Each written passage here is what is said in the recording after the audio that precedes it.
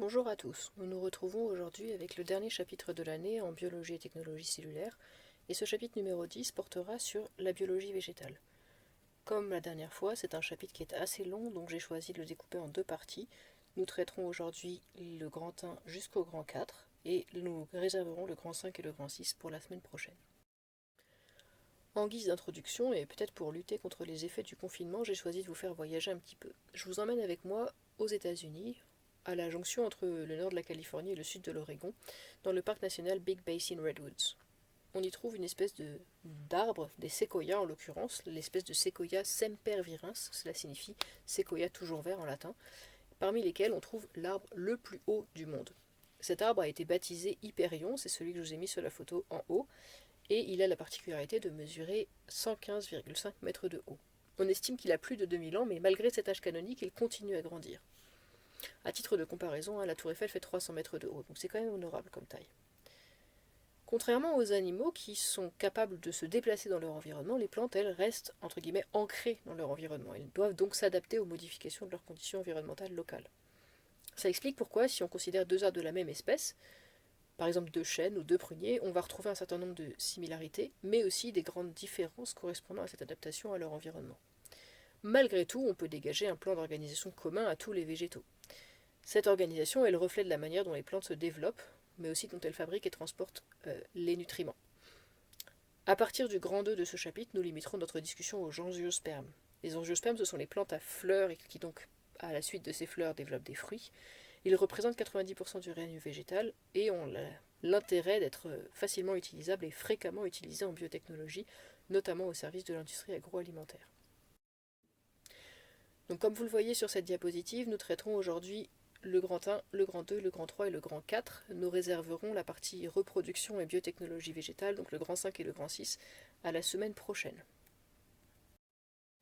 Rentrons sans plus tarder dans le vif du sujet avec le grand 1 qui portera sur la cellule eucaryote végétale. Comme les cellules eucaryotes animales, elles sont délimitées par une bicouche phospholipidique, donc une membrane plasmique. Cela sert de membrane hémiperméable qui contrôle le transport des molécules à la fois vers l'intérieur de la cellule mais aussi hors de cette cellule. La membrane a aussi un rôle pour transmettre des signaux provenant de l'intérieur de la cellule, et elle participe à l'assemblage et à la synthèse de la paroi cellulaire. Et justement, c'est cette paroi cellulaire qui fait la spécificité des cellules eucaryotes végétales. Elle se trouve aussi en lien avec des éléments du cytosquelette et de la matrice extracellulaire. Enfin, la membrane plasmique végétale possède également des plasmodesmes que nous reverrons un tout petit peu plus loin, je vous ai mis une figure spécifique, qui relie les cytoplasmes des cellules aux cellules voisines.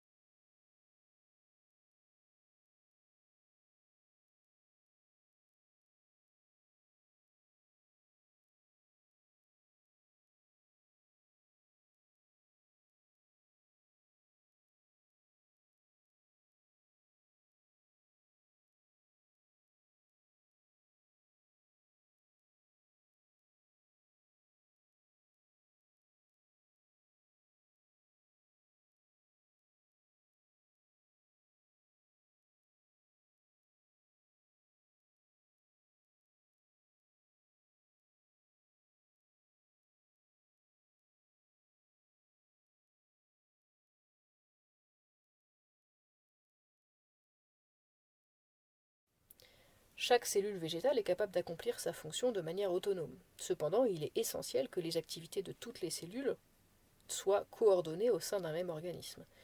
Il faut donc que des fluides et des substances dissoutes puissent passer au travers des cellules, au travers des membranes de cellule en cellule.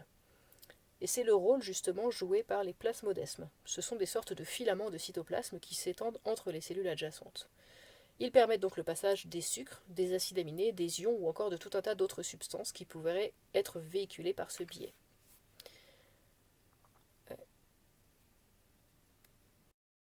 Le deuxième élément que je souhaiterais développer un petit peu plus, ce sont les plastides. On a déjà abondamment parlé d'un de ces types de plastides, à savoir le chloroplaste dans le chapitre précédent. C'est en effet le plus célèbre de tous ces plastides. Mais c'est l'arbre qui cache la forêt. Il existe une grande variété de tailles, de formes et de fonctions de plastides. Bon, quand même un petit mot touchant le chloroplaste. C'est des organites qui sont délimités par une double membrane, et à l'intérieur on trouve de nombreux granats, donc des piles de thylakoïdes, et la membrane des thylakoïdes est le site de la photosynthèse grâce aux pigments qu'elle contient qui collectent l'énergie lumineuse. À l'intérieur des chloroplastes, on retrouve une substance liquide qui s'appelle le stroma, dans laquelle se trouvent des enzymes impliquées dans la photosynthèse et en particulier des enzymes permettant la synthèse des sucres. Dans ce stroma, on va trouver également des grains d'amidon, mais aussi des gouttelettes lipidiques ou encore des enzymes. Le deuxième type de plastides, ce sont les chromoplastes. Eux, ils ont une taille qui est certes similaire à celle des chloroplastes, mais ils sont assez différents en termes de forme. Ils sont beaucoup plus anguleux. Ils peuvent être jaunes, oranges ou rouges à cause de la présence de certains pigments caroténoïdes qu'ils synthétisent et accumulent. Ils sont très nombreux dans certaines plantes, comme par exemple les tomates, les poivrons rouges ou les carottes. On trouve également des leucoplastes. Comme leur nom l'indique, ils ne sont pas colorés. Je vous rappelle que le préfixe leuco signifie blanc. Ils contiennent, eux, une grande quantité d'amyloplastes, qui synthétisent l'amidon, et des élaïoplastes, qui synthétisent, eux, des huiles. Certains de ces leucoplastes, exposés à la lumière, peuvent se transformer en chloroplastes, et vice-versa. Ces différents plastides se développent à partir des proplastides, qui sont de petits organites incolores ou vert pâle, de taille et de forme assez similaires aux mitochondries. Leur structure interne est très simplifiée, avec notamment moins de thylakoïdes. Et ils se divisent fréquemment, et suite à ces divisions, peuvent se différencier en plastides. Le dernier élément que je voudrais vous présenter, ce sont les vacuoles. Dans une cellule végétale mature, près de 90% de l'espace peut être occupé par la ou les vacuoles. On les retrouve en général en position centrale. Elles sont limitées par une membrane qu'on appelle le tonoplaste, et dont la structure est très semblable à la membrane plasmique. La vacuole porte un nom qui renvoie à l'image qu'on s'en faisait d'un grand espace qui serait vide, mais en réalité elle remplit un grand nombre de fonctions dans la cellule. Par exemple, elle maintient la pression osmotique, elle garde le pH constant, elle stocke des nutriments, des métabolites ou encore des déchets. Elle contient notamment d'importantes quantités de sel, mais aussi de sucre ou d'acide organique, et également des petites protéines. On y retrouve fréquemment des pigments qu'on appelle les anthocyanines. Les anthocyanines sont des pigments responsables des couleurs bleues, rouges ou violets que l'on retrouve par exemple dans les fleurs. On trouve également dans la vacuole des cristaux de déchets, donc je vous ai mis une illustration dans la figure numéro 4. Ici ce sont des cristaux d'oxaloacétate de calcium. Donc ces déchets précipitent à cause de la présence de certains ions, là le calcium en l'occurrence, mais ça peut être lié à d'autres ions. Et donc c'est un moyen de stocker et d'éviter que ces déchets ne perturbent le fonctionnement de la cellule. Chez les plantes jeunes, on trouve en général plusieurs petites vacuoles, et puis à mesure que la plante mature, ces petites vacuoles vont fusionner pour ne former plus qu'une seule grande vacuole. Passons sans plus tarder à la deuxième partie, où je vais vous donner quelques éléments de classification. En guise d'introduction pour cette partie, je dois d'abord dire que la phylogénie des plantes est extrêmement complexe. Je ne la présenterai donc pas en détail, d'autant plus que ça peut vite devenir soporifique.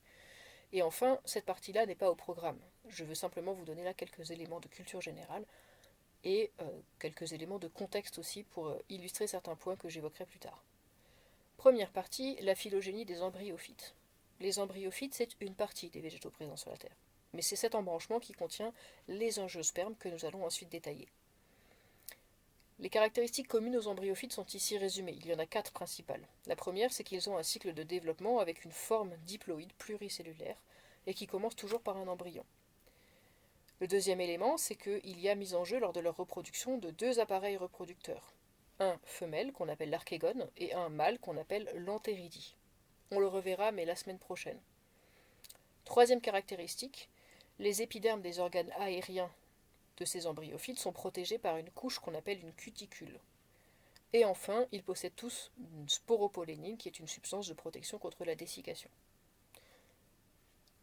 Il existe à l'heure actuelle dénombré, mais ce chiffre est encore amené à évoluer puisqu'on ne connaît pas la totalité des végétaux présents sur la planète Terre, à peu près 305 000 espèces différentes d'embryophytes. Justement, nous allons maintenant rentrer un peu plus dans les détails par rapport aux gymnospermes et aux angiospermes qui sont présentés dans cet arbre phylogénétique.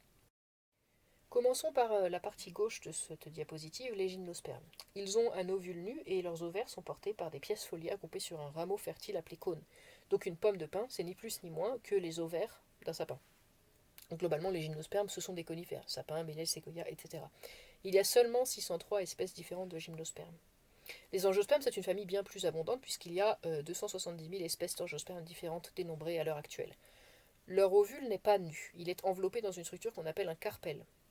D'autre part, les angiospermes ont un méristème caulinaire, donc pour faire simple, les branches, mais on va revenir dessus sur la prochaine partie, qui est organisé en différentes tuniques. Et enfin, leur xylème, donc la structure qui transporte l'eau, est formée de véritables vaisseaux.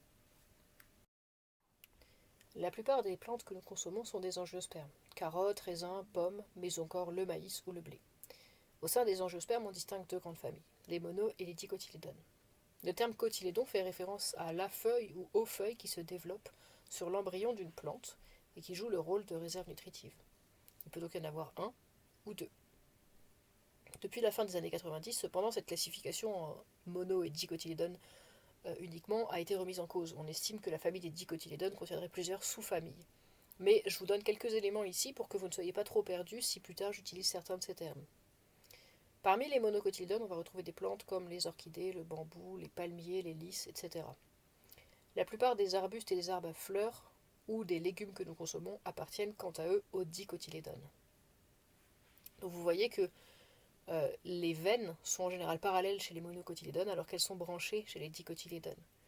Les vaisseaux sont organisés de manière très complexe chez les monocotylédones alors qu'ils forment globalement un anneau chez les dicotylédones. Les parties florales sont au multiple de 3 dans les monocotylédones, elles sont en multiple de 4 ou de 5 chez les dicotylédones. Les racines forment un système racinaire fibreux chez les monocotylédones, alors que chez les dicotylédones, on va retrouver en général une racine principale et de nombreuses racines latérales qui en émanent.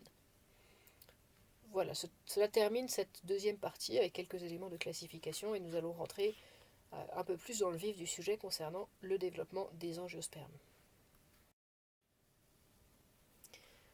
Dans cette troisième partie, nous allons décrire la croissance et la morphogénèse des angiospermes. Premièrement, morphologie générale. Les plantes modernes possèdent des organes spécialisés, et cela est en relation avec le fait qu'elles doivent être ancrées dans le sol pour épuiser l'eau nécessaire à la croissance. Les feuilles, les racines, les branches et les fleurs sont très variées, que ce soit en taille ou en nombre suivant les plantes. Le développement de ces structures est précisément contrôlé par l'ADN, mais certains aspects restent sensibles aux facteurs environnementaux et donc sont flexibles. Toutes les plantes possèdent un système caulinaire et un système racinaire. On va commencer par le système racinaire. C'est tout ce qui permet à la plante d'être ancrée dans le sol. Elle permet aussi d'en absorber l'eau et les ions nécessaires à la croissance et au développement de tout le reste de la plante. Il est donc extrêmement important et souvent extrêmement étendu. Chez certaines plantes, il peut faire jusqu'à quelques centaines de mètres. D'ailleurs, quand il se développe, cela peut modifier en profondeur l'environnement proche. On appelle racine primaire la première à émerger de l'embryon. De cette racine primaire découlent plusieurs racines latérales, et sur chaque racine latérale, on trouve des poils absorbants qui sont des extensions cytoplasmiques, dont le rôle est d'augmenter encore la surface racinaire totale. Au niveau de la racine, on retrouve souvent des associations avec des champignons, parce que les champignons sont capables de réaliser certaines voies métaboliques, de capter certains nutriments que les plantes ne sont pas capables de capter. On appelle ça un mycorhize. D'autre part, on observe un système caulinaire. Le système caulinaire, c'est tout ce qui émerge hors du sol. Donc il y a des branches et toutes leurs feuilles associées. L'arrangement, la taille et la forme des feuilles sont essentiels à la production des sucres, qui est la dernière étape de la photosynthèse. On y trouve également tout ce qui est fleurs et organes reproductifs, dont on discutera dans la 5e grande partie de ce chapitre. Les branches ont pour fonction essentielle de s'allonger, mais aussi de permettre une orientation optimale de la feuille afin de capter les rayons lumineux pour la photosynthèse. La croissance est concentrée au niveau de ce qu'on appelle les bourgeons axillaires ou terminaux. Donc terminaux, c'est-à-dire à l'extrémité, et axillaires, ça va être à des zones, des embranchements. Les feuilles sont unies à la branche au niveau d'une structure qu'on appelle le pétiole. Et enfin, on observe sur chacune des feuilles des petites nervures qui correspondent au passage du réseau vasculaire, dont on a vu juste dans la diapo d'avant que l'arrangement est différent suivant qu'on considère les mono ou les dicotylédones. La morphologie et l'aspect des fleurs est un moyen de classer les angiospermes. Il faut savoir que les plantes sont composées de 3 types de tissus. Si vous consultez un ouvrage de biologie végétale, vous verrez que souvent on distingue 5 types de tissus, mais j'ai choisi de simplifier au maximum, donc on va en retenir 3. Le premier, c'est le tissu cutané. Comme son nom l'indique, et comme chez les animaux, son rôle est d'assurer la protection des végétaux. C'est donc la première ligne de défense contre les pathogènes et contre les attaques de l'environnement. Il peut s'agir soit d'une couche unique de cellules épidermiques, soit de structures plus complexes. D'ailleurs, sur les feuilles et sur la plupart des branches, on observe une couche qu'on appelle la cuticule, qui est très hydrophobe et qui empêche la déshydratation. Chez les arbres, cette couche est même appelée périderme. D'autre part, on distingue le tissu vasculaire. Son rôle, comme le sang chez nous, est de transporter les substances dans toute la plante. On distingue 2 principaux types de tissus vasculaires, le xylème et le phloème. Le xylème transporte l'eau et les minéraux solubles depuis la racine vers les extrémités qui sont aériennes, donc le système collinaire. Le phloème, lui, il transporte les sucres, qui sont des produits de la photosynthèse, depuis leur lieu de synthèse vers les tissus où ils pourront être utiles ou stockés. Donc, par exemple, les racines. C'est logique, il n'y a pas de photosynthèse au niveau des racines. Et enfin, le troisième type de tissu, que on pourrait qualifier de tissu fourre-tout, mais c'est pas très rigoureux, c'est les tissus fondamentaux, donc tous les tissus qui sont ni cutaneux ni vasculaires. Et en réalité, ça pourrait devenir assez compliqué avec le parenchyme, le collenchyme, le sclérenchyme, pour ne citer que, mais ce n'est pas au programme, donc je ne vais pas m'étendre là-dessus. Dans cette deuxième partie, nous allons nous intéresser à la croissance des angiospermes. Une différence essentielle entre les végétaux et les animaux est que chez les végétaux, la croissance n'est pas limitée aux périodes embryonnaires et juvéniles. Au contraire, les plantes continuent à croître en permanence, et cela grâce à un processus de croissance indifférencié. En réalité, c'est un tissu particulier qui est responsable de cette croissance, les méristèmes. Ce sont des cellules qui demeurent indifférenciées et capables de se diviser indéfiniment. Bien sûr, il y a des périodes de dormance. Je pense par exemple à l'hiver chez nous, qui est une phase pendant laquelle les plantes ne s'allongent pas. Dans le méristème, à chaque fois qu'il y a une division mitotique, une des cellules demeure indifférenciée et reste dans le méristème, tandis que l'autre cellule va être repoussée vers l'extrémité du méristème, et là, elle se différencie pour former les tissus de la plante. Donc c'est très similaire à ce que l'on observe dans le cas des cellules souches, avec une cellule qui demeure souche et l'autre qui se différencie. Chez les végétaux, le processus de différenciation peut être réversible. D'ailleurs, vous pouvez l'observer chez vous assez aisément avec une plante dont vous coupez une branche, vous placez cette branche dans l'eau, et après quelques jours ou semaines, vous pourrez observer l'apparition d'un système racinaire, à partir de ces cellules qui, auparavant, faisaient partie du système collinaire. On distingue 2 types de méristèmes dans les plantes. Il y a d'abord les méristèmes apicaux, qui sont localisés aux extrémités des bourgeons et des racines. Eux permettent une croissance en longueur au travers du sol, ou alors en hauteur pour récupérer un maximum de lumière dans le cas de la photosynthèse. Toutes les plantes sont concernées par ce type de croissance, par les méristèmes apicaux. D'autre part, les plantes qu'on appelle ligneuses, c'est-à-dire les plantes qui ont du bois, possèdent également des méristèmes latéraux, et cela permet une augmentation de la circonférence, donc du diamètre de la plante. On étudiera ces 2 types de croissance dans les parties qui suivent. Tout d'abord, la croissance primaire. Ce type de croissance est rendu possible par le fait qu'il y a au niveau des méristèmes apicaux des cellules indifférenciées. Donc elles sont représentées ici, ce sont les cellules qui sont en marron sur ce schéma. Vous voyez que lorsqu'une des cellules se divise, comme je vous l'ai dit tout à l'heure, une des cellules demeure dans le méristème et l'autre cellule, elle, rejoint ce qu'on appelle le méristème primaire, c'est-à-dire elle commence son processus de différenciation. Cette cellule du méristème primaire va subir une deuxième division cellulaire, puis elle grandit et enfin elle va achever sa différenciation, par exemple pour devenir une cellule du tissu vasculaire, donc une cellule du xylème ou du phloème. Donc au fur et à mesure du temps, ce processus permet à partir d'une zone indifférenciée d'obtenir une plante de grande taille, et cela soit au niveau de branches, soit au niveau de racines. Le deuxième type de croissance, ou croissance secondaire, ne concerne que les plantes ligneuses. Elle permet une croissance en épaisseur. Avant de rentrer dans ce schéma, il faut d'abord insister sur cette petite partie en haut ici, qui présente les 2 types de méristèmes vasculaires. Le premier, plus au centre de la plante, qui est ici présenté en rouge, est appelé cambium vasculaire ou encore zone libéro-ligneuse. L'autre, plus externe, est appelé la zone subéro-phélothermique. En anglais, on l'appelle cork cambium, et cork signifie liège, donc en fait c'est la zone qui va donner l'écorce de l'arbre. Comment se déroule l'augmentation de la circonférence ? Eh bien, à la différence de la croissance primaire, où il y avait une cellule qui reste dans le méristème et l'autre qui se différencie, là, lorsqu'une cellule du méristème latéral se divise, et les deux cellules filles restent dans le méristème, et toutes les deux croissent, et c'est ce processus-là qui permet une augmentation de la circonférence. Maintenant, intéressons-nous à la partie basse de ce schéma. Vous voyez qu'on a ici une cellule rouge de la zone libérolineuse ou cambium vasculaire qui se divise.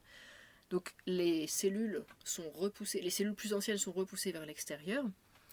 Les cellules qui se divisent et qui vont vers l'intérieur de la plante donnent du xylème. Les cellules qui vont vers l'extérieur de la plante donnent du phloème.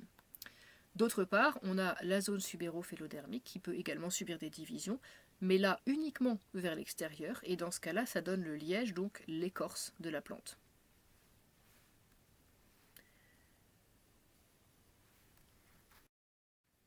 Cette croissance secondaire est à l'origine de ce que l'on appelle les anneaux ou les cernes de croissance. Vous avez certainement déjà observé un tronc d'arbre coupé et un grand nombre d'anneaux concentriques, avec vers le centre une zone de tissu qui est mort.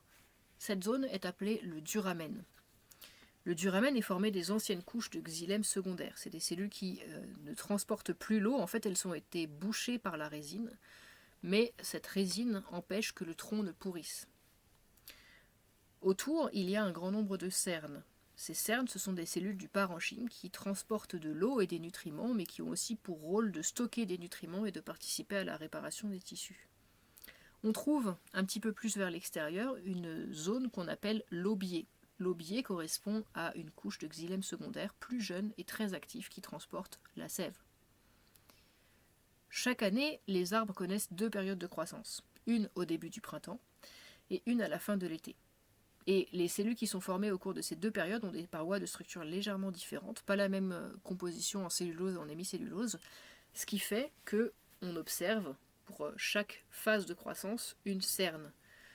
Donc on peut remonter, du moins estimer l'âge d'un arbre en regardant le nombre de cernes. Cependant, il faut se méfier. Il y a certaines latitudes sous lesquelles les arbres ont plus que 2 phases de croissance par année, donc ils présenteront plus que 2 cernes par année. Donc ces indications ne sont pas forcément une science exacte.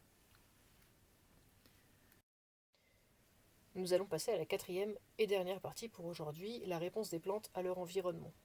Première sous-partie, les voies de transduction du signal. Nous allons étudier un exemple pour voir comment les plantes sont capables de s'adapter à leur environnement, un exemple que vous avez peut-être déjà vécu chez vous. Admettons que vous oubliez une pomme de terre au fond d'un placard. Cette pomme de terre va développer des racines à partir de petites zones qu'on appelle souvent les yeux. En fait, les yeux, ce sont les méristèmes latéraux de la pomme de terre. Cependant, comme vous le voyez sur la partie gauche de cette figure 12, les racines sont très pâles, elles n'ont quasiment aucune feuille. En fait, ça ne ressemble quasiment pas à la morphologie d'une plante normale. Toutes ces adaptations morphologiques sont liées au fait que la plante s'est développée à l'obscurité. On appelle ce phénomène l'étiolement. C'est des adaptations qui sont normales. Une pomme de terre qui se développe sous terre ne va pas consacrer de l'énergie à développer des feuilles. En effet, il n'y a pas de lumière, donc on ne peut pas faire de photosynthèse, et en plus, la présence de feuilles gênerait la pénétration dans le sol. Mais maintenant, si cette pomme de terre étiolée est exposée à la lumière, en moins d'une semaine, on va voir le phénomène inverse se mettre en place, c'est-à-dire le déétiolement. Le phénotype de la pomme de terre change complètement. Elle développe des feuilles qui s'étendent, des racines s'allongent, bref, elle prend la morphologie d'une plante classique et peut à ce stade-là être plantée. Donc, quel que soit le stimulus considéré, là c'était l'exposition ou non à la lumière, le chemin suivi par la plante pour percevoir, pour intégrer et pour répondre à ce stimulus sera toujours la même. Et se déroule toujours en 3 étapes qui sont présentées sur cette figure 13. La première étape, c'est la réception. Une hormone ou un autre stimulus peut interagir avec une protéine réceptrice spécifique. Ensuite, il va y avoir activation d'un certain nombre de protéines, relais et aussi de seconds messagers. C'est la deuxième phase qu'on appelle la transduction.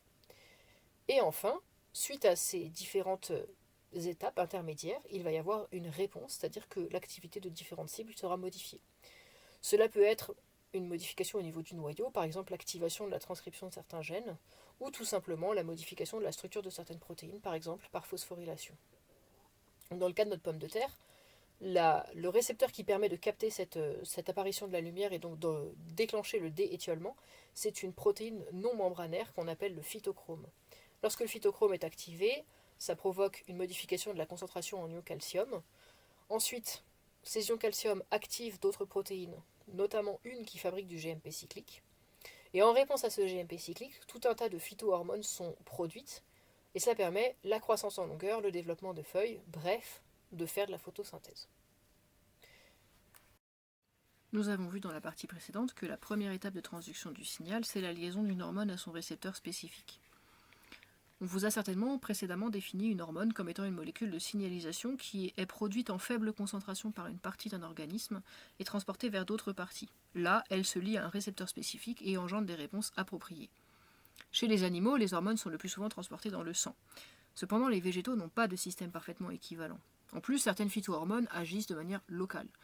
Mais malgré ces différences, le fait que la liaison de l'hormone avec un récepteur et l'activation des voies de transduction du signal a fait qu'on leur a conservé le titre de phytohormones, même si certains biologistes végétales les appellent plutôt régulateurs de croissance.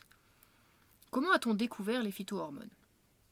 Eh bien, vous avez peut-être remarqué chez vous, sur vos plantes domestiques, qu'elles ont tendance à se développer en direction de la lumière. Et puis si vous tournez le pot, vous allez remarquer que la direction de croissance des feuilles va se modifier de manière à ce que les feuilles soient toujours capables de capter le maximum d'énergie lumineuse. Toute réponse d'une plante pour s'approcher ou pour s'éloigner d'un stimulus est appelée le tropisme. Donc là, le stimulus, c'est la lumière, donc on va parler de phototropisme.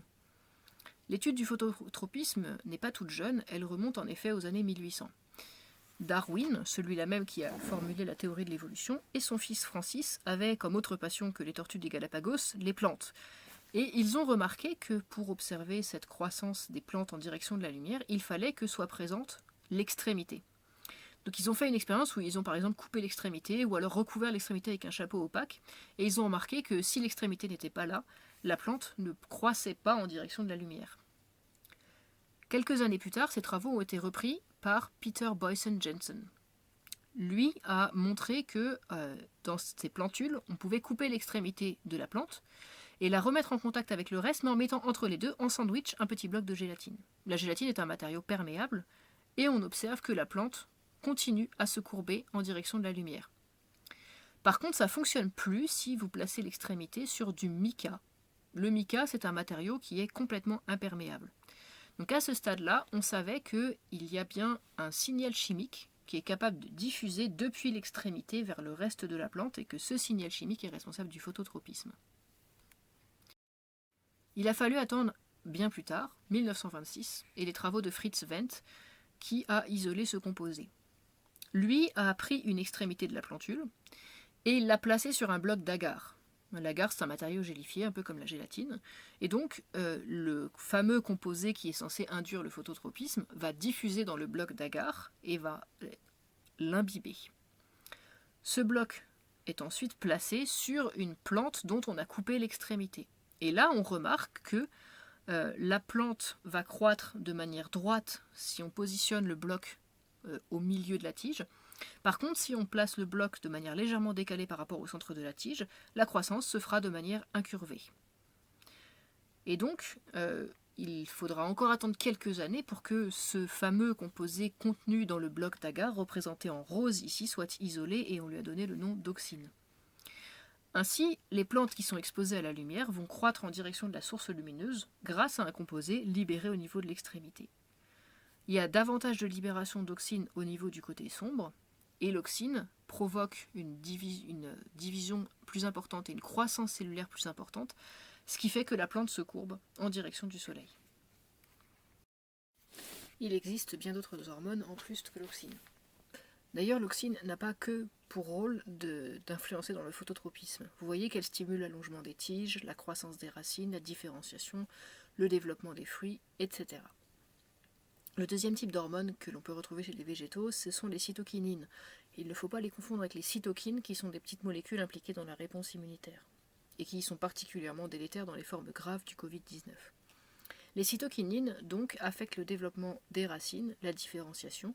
Elles ont aussi pour rôle, conjointement avec l'auxine, de favoriser la division cellulaire et la croissance. Enfin, elles stimulent la germination et retardent le vieillissement. Les gibérellines, quant à elles, promeuvent la germination, le développement des bourgeons, l'élongation des branches. Elles stimulent également la floraison et le développement des fruits. Et puis elles ont un rôle, comme quasiment toutes les phytohormones, dans la croissance et la différenciation des racines. La quatrième phytohormone que je vais vous présenter ici, c'est l'acide abscisique. Lui a un rôle inverse aux hormones précédemment présentées, c'est-à-dire qu'il inhibe la croissance. Il va également fermer les stomates, qui sont des ouvertures au niveau des feuilles, lors des périodes de stress hydrique, donc ça évite la déshydratation. Et il favorise également le maintien de la dormance. Donc c'est une hormone qui est abondamment libérée en automne et en hiver. La dernière phytohormone que je vais vous présenter, c'est l'éthylène. Il promeut la maturation des fruits et il s'oppose aux effets de l'auxine. C'est-à-dire qu'il va plutôt inhiber la croissance et le développement des racines, des feuilles, des fleurs, selon les espèces. Là, je vous en ai présenté 5, mais il faut garder à l'esprit qu'il y a bien plus de phytohormones qui existent dans le monde végétal et que c'est assez complexe. Je vais à présent zoomer sur 3 de ces phytohormones. D'abord l'auxine. Alors certes, je vous l'ai présenté dans le cadre des expériences historiques, mais il faut savoir que la relation exacte entre auxine et lumière n'a pas été facile à mettre en évidence. Il y avait plusieurs hypothèses qui étaient probables. Est-ce que c'était la lumière qui provoquait la destruction de l'auxine, ou alors est-ce que la lumière provoquait la diminution de la sensibilité des cellules à l'auxine, ou enfin, est-ce que ça provoquait la migration de l'auxine vers le côté sombre? Et en fait, des expériences ont permis de montrer que c'était la troisième hypothèse, c'est-à-dire le fait que l'auxine migre vers le côté sombre, qui était la bonne. On dit auxine au singulier, mais en réalité c'est une famille de molécules. La plus connue d'entre elles, c'est l'acide indolacétique, donc abrégé IAA en anglais. Le rôle essentiel de l'auxine, c'est de favoriser l'élongation cellulaire au sein des bourgeons en développement. Cependant, son effet est dose dépendant. Il n'aura lieu qu'entre 10 puissance moins 8 et 10 puissance moins 4 mol par litre. À plus haute concentration, l'auxine aura l'effet inverse, c'est-à-dire qu'elle induit la synthèse d'éthylène, et que l'éthylène, si vous vous rappelez ce que j'ai dit juste avant, induit une inhibition de la croissance. Donc à trop haute concentration d'auxine, ça bloque la croissance. Mais entre 10 puissance moins 4 et 10 puissance moins 8, comment l'auxine provoque-t-elle la croissance? Le mécanisme supposé, c'est celui de la croissance acide qui vous est présenté dans la figure 16. En fait, l'auxine activerait une pompe à protons, provoquant donc une diminution du pH au niveau de la paroi cellulaire. Cette diminution du pH aurait pour conséquence d'activer des enzymes appelées les expansines. Les expansines, leur fonction est de couper des liaisons covalentes entre les fibres de cellulose, et cela permet une diminution de la rigidité et donc une élongation de la paroi. Maintenant, intéressons-nous un petit peu plus aux cytokinines. Elles ont été découvertes bien plus tardivement que l'auxine, dans les années 1950 par un certain chercheur appelé Skoog. En combinaison avec l'auxine, elles stimulent la division cellulaire et la différenciation. Elles sont principalement produites au niveau du méristème racinaire. Ensuite, elles peuvent être transportées dans le reste de la plante, mais on les retrouve vraiment majoritairement au niveau du système racinaire. Alors que les auxines participent à la croissance en augmentant la taille des cellules, les cytokinines, elles, vont plutôt augmenter le nombre des cellules. L'organogénèse est déterminée par le rapport entre cytokinine et auxine. Si vous avez beaucoup plus d'auxine que de cytokinine, ça va favoriser la rhizogénèse, l'embryogenèse. A l'inverse, si vous avez beaucoup plus de cytokinine que d'auxine, vous allez favoriser le développement de bourgeons, qu'ils soient adventifs ou axillaires. Alors concrètement, cela peut être mis en évidence dans des tubes à essai en incubant des milieux de culture avec des rapports de concentration en auxine et en cytokinine plus ou moins importants.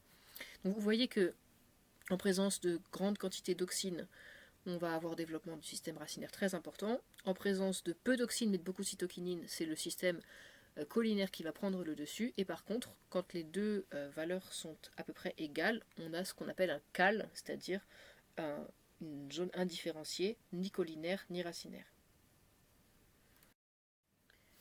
La dernière phytohormone que je voulais présenter avec un petit peu plus de détails, c'est l'acide abscisique. Il faut savoir que l'acide abscisique est principalement synthétisé dans les plantes matures, dans les fruits et dans les extrémités des racines.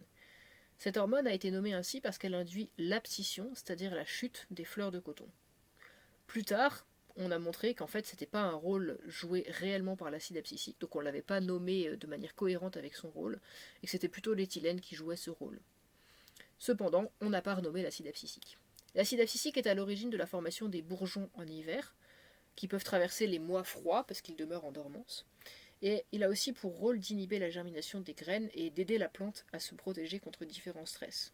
C'est notamment l'acide abscisique qui permet d'éviter la dessiccation, le dessèchement d'une plante lors de sécheresse en fermant des structures appelées les stomates au niveau des feuilles, donc en empêchant la fuite de l'eau. Cela conclut un petit aperçu des différentes phytohormones. Dans cette dernière partie, nous allons nous intéresser à la réponse des plantes à d'autres stimuli environnementaux. On sait que les plantes sont phototrophes, donc elles croissent en direction de la lumière. Mais pour une plante qui est en train de se développer en sous-sol, comment fait-elle pour discerner dans quelle direction croître pour rejoindre la surface du sol et capter la lumière? Ce phénomène, qui peut être mis en évidence sur la figure 19, est appelé le gravitropisme. Les racines ont tendance à pousser dans le sens de la gravité, donc on parle de gravitropisme positif, mais les branches, elles poussent à l'inverse de la gravité, donc on parle de gravitropisme négatif. La détection de la gravité interviendrait par le biais de petites structures qu'on appelle des stomatolites. Ce sont des constituants cytoplasmiques denses qui, sous l'influence de la gravité, vont entre guillemets tomber dans les parties inférieures des cellules. Dans ces statolites, on retrouve notamment des grains denses d'amidon. Il semblerait que dans les racines, les statolites soient localisés uniquement dans certaines cellules qui sont à la pointe de la racine. On a également formulé d'autres hypothèses concernant cette sensibilité des plantes à la gravité. Donc, par exemple, il pourrait y avoir des mécanismes impliquant l'oxine et un transport de calcium, etc. En effet, il y a certaines plantes qui n'ont pas de statolites et qui sont quand même sensibles à la gravité. Donc c'est un point qui n'est pas totalement complètement compris par les chercheurs. Les plantes sont sensibles à d'autres stimuli que la gravité. Par exemple, si vous vous promenez dans un endroit où il y a beaucoup de vent toute l'année, vous remarquerez que les arbres ont en général un tronc plus court et plus massif qu'un arbre poussant dans un climat moins contraignant. Cette morphologie permet de résister à la force du vent, et on lui a donné le terme de tigmomorphogénèse. Cette sensibilité se manifeste aussi chez des plantes que l'on viendrait caresser chaque jour. Comme un enfant qui est chatouilleux et qui va se rouler en boule quand vous le chatouillez, eh bien la plante va voir sa croissance fortement ralentie si on la caresse 2 fois par jour, ce qui est le cas de la plante de droite. Donc là, c'est le modèle végétal Arabidopsis thaliana qui est fréquemment utilisé en laboratoire. Cependant, autant là, j'ai mis en évidence le fait que c'était délétère pour la croissance, mais certaines plantes se servent de la tigmomorphogénèse pour croître vers un support et s'enrouler autour d'un support. C'est notamment le cas des vignes grimpantes. Et enfin, le dernier stimulus que je voudrais vous présenter, c'est le fait que les plantes sont capables de s'adapter à de nombreuses modifications de leur environnement, donc des stress que je vais qualifier de biotiques, c'est-à-dire vivants, par exemple des herbivores ou des pathogènes, ou des stress abiotiques. Considérons un exemple de stress abiotique. En cas de sécheresse, les plantes vont modifier leur flux d'eau sortant en fermant des petites structures appelées des stomates, dont je vous ai déjà parlé, qui sont situées sur la face inférieure des feuilles. Et les plantes vont également adapter leur morphologie, notamment la morphologie de leurs feuilles, pour limiter la surface exposée à l'air chaud et au vent. Cette figure, la figure 22, vous présente un exemple de stress biotique. Dans ce cas-là, la plante est attaquée par un pathogène. Les plantes possèdent un véritable système immunitaire, avec des protéines capables de reconnaître les motifs propres aux pathogènes. On appelle ça les PAMP. P-A-M-P. Vous le reverrez l'année prochaine en BTC. Les plantes peuvent également produire de nombreuses substances antimicrobiennes. Ensuite, pour prévenir le reste de la plante qu'il y a une infection à cet endroit, là, par exemple ici à l'extrémité de la feuille, la zone infectée va produire de l'acide salicylique. Et cet acide salicylique, dont on tire, je vous rappelle, l'aspirine, sert de signal d'alarme et confère une immunité au reste de la plante. La plante va, de manière préventive, fabriquer ces substances antimicrobiennes et se tenir sur le qui-vive. Voilà, cela termine cette partie sur l'adaptation des plantes à leur environnement. Donc d'une part, avec des mécanismes qui permettent de capter la lumière et des phytohormones, et puis d'autre part, la réponse à d'autres mécanismes, comme par exemple des stress mécaniques ou des stress environnementaux. Je vous dis donc à la semaine prochaine pour la deuxième partie sur la reproduction des plantes et les biotechnologies végétales.